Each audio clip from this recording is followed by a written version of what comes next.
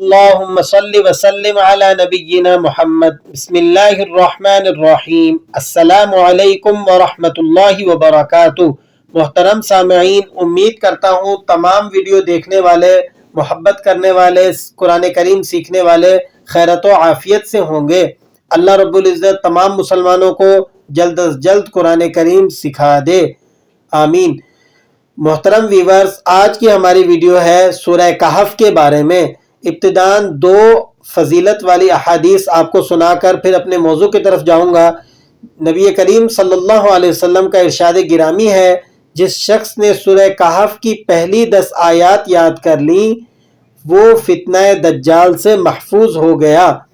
پہلی 10 آیات، یہ صرف فضیلت ہے پہلی 10 آیات کے بارے میں۔ اگر کوئی شخص پوری سورۃ مبارکہ کو یاد کر لے گا تو اس کے لیے کتنی بڑی فضیلت ہوگی۔ ایک اور حدیث مبارکہ آپ کو سناتا ہوں۔ نبی کریم صلی اللہ علیہ وسلم کا ارشاد گرامی ہے، جو شخص جمعے کے روز سورہ کہف کی تلاوت کرتا ہے، اللہ رب العزت اس شخص کے لیے 2 جمعوں کے درمیان ایک نور روشن کر دیتے ہیں۔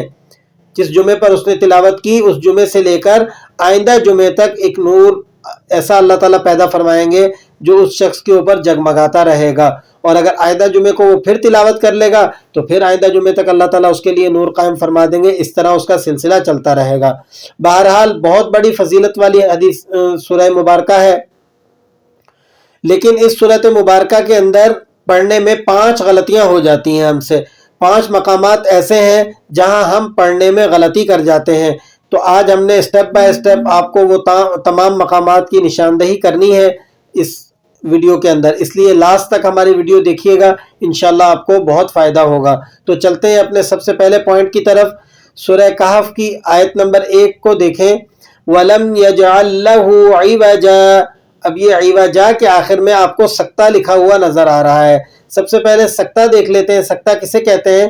سکتے کے بارے میں ویسے میں نے مستقل ایک ویڈیو بنا کر اپلوڈ کی ہوئی ہے، اس کا لنک بھی میں آپ کو مینشن کروں گا۔ کلمے کے آخری حرف پر سانس کو توڑے بغیر وقف کرنا، یہ ہوتا ہے سکتہ۔ اب یہاں دیکھتے ہیں کس طرح پڑھیں گے، وَلَمْ يَجْعَلْ لَهُ عِوَجًا قَيِّمًا لِيُنذِرَ۔ اب یہاں پر آپ نے عِوَجًا کے آخر میں سانس کو نہیں توڑنا، سانس جو پیچھے سے چلتا آ رہا ہے وہی کنٹینیو رکھنا ہے۔ والیوم کو 0 کر کے 1-2 سیکنڈ کے لیے آواز کو بند کرنا ہے اور پھر آگے سے پڑھ لینا ہے۔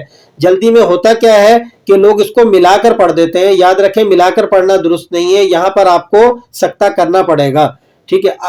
کیوں؟ اس لیے کہ روایات حفظ کے مطابق یہ سکتہ ان 4 سکتوں میں سے ہے جو واجب ہے قرآن کریم کے اندر، اور اگر آپ ملا کر پڑھنا چاہتے ہیں تب بھی آپ کو سکتہ ادا کرنا پڑے گا۔ اس کے لیے آپ کو کیا کرنا ہے، وَلَمْ يَجْعَلْ لَهُ عِوَجًا قَيِّمًا لِيُنذِرَ۔ سانس کو نہیں توڑیں گے، سانس وہی کنٹینیو رہے گا، آواز کو بند کر دیں گے 1-2 سیکنڈ کے لیے اور پھر آگے سے پڑھیں گے۔ کلیئر ہو گیا؟ اب چلتے ہیں اپنے پوائنٹ 2 کی طرف۔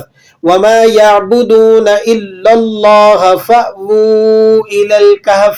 یہ سورہ مبارکہ کی آیت نمبر 16 ہے، 16ویں آیت کے اندر آپ کو یہ مقام ملے گا۔ یہاں پر لفظ ہے فَأْوُوا، اس کے پڑھنے میں غلطی کیا ہوتی ہے، اسے پڑھا جاتا ہے فَاوُوا، الف کے ساتھ پڑھ دیتے ہیں۔ آپ میں سے اکثر لوگ پڑھتے ہوں گے جو سن رہے ہیں، لیکن دیکھیں یہاں پر فا کے بعد الف نہیں ہے، حمزہ ہے جس پر جزم دلالت کر رہی ہے، اور آپ کو پتہ ہے کہ حمزہ جب کسی بھی حرف کے ساتھ ملتا ہے تو وہاں ایک جرکنگ ساؤنڈ، ایک جھٹکے کی آواز کو پیدا کرتا ہے، ٹھیک ہے۔ اگر آپ جھٹکا نہیں لگائیں گے تو لفظ غلط ہو جائے گا۔ اب سمجھ میں آگئی بات۔ اب چلتے ہیں ہمارے 3rd پوائنٹ کی طرف۔ اسی آیت کے نیچے والی آیت میں دیکھیں وہ مقام ہے وَيُحَيِّي لَكُمْ۔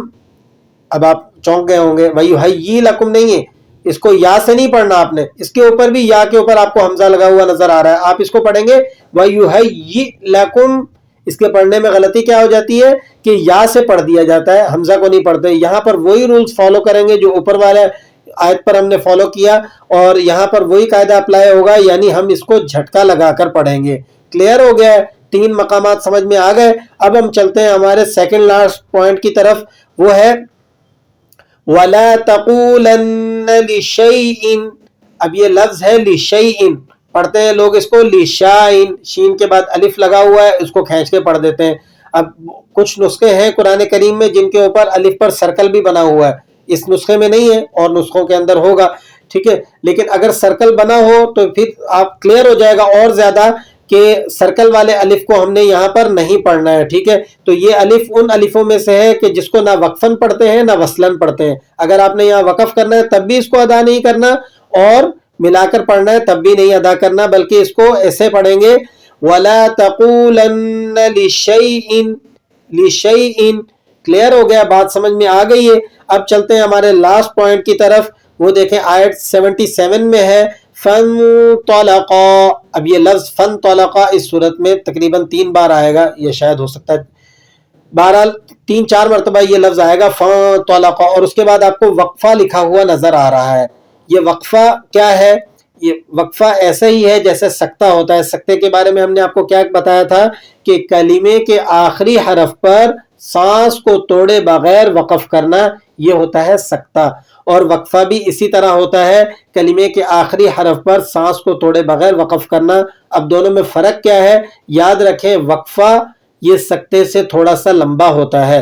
تو اب آپ نے اس کو اس طرح سے پڑھنا ہے فَانْطَلَقَا حَتَّى, سانس کو نہیں توڑنا, سانس وہی کنٹینیو رکھنا ہے, اور 1-2 سیکنڈ کے لیے 3 سیکنڈ کے لیے اپنی آواز کو بند کر کے اور پھر آگے پڑھنا ہے. جلد بازی میں لوگ پڑھ جاتے ہیں فَانْطَلَقَا حَتَّى إِذَا, یہ درست نہیں ہے, یاد رکھیں دوستو. آپ اس کو اس طرح سے پڑھیں گے فَانْطَلَقَا حَتَّى إِذَا أَتَيَا أَهْلَ قَرْيَةٍ اسْتَطْعَمَا. ٹھیک ہے, کلیئر ہو گیا. اس قرآن کریم کا آپ جب پیج پیچھے کی طرف موڑیں گے تو پچھلے پیج پر آپ کو وہ 2 مقامات بھی نظر آ جائیں گے جہاں پر اور بھی سکتہ لکھا ہوا ہے. تو اگر آپ کو ہمارا آج کا لیکچر, ہماری ویڈیو سمجھ میں آ گئی ہے تو دعاؤں میں یاد رکھیے گا. السلام علیکم.